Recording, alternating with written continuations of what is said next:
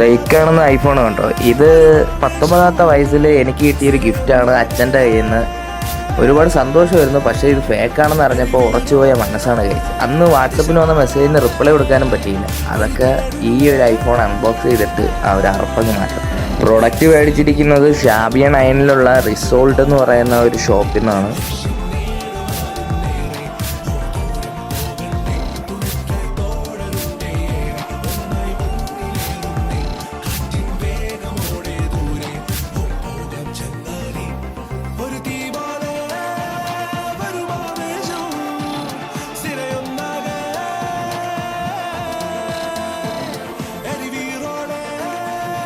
Come on.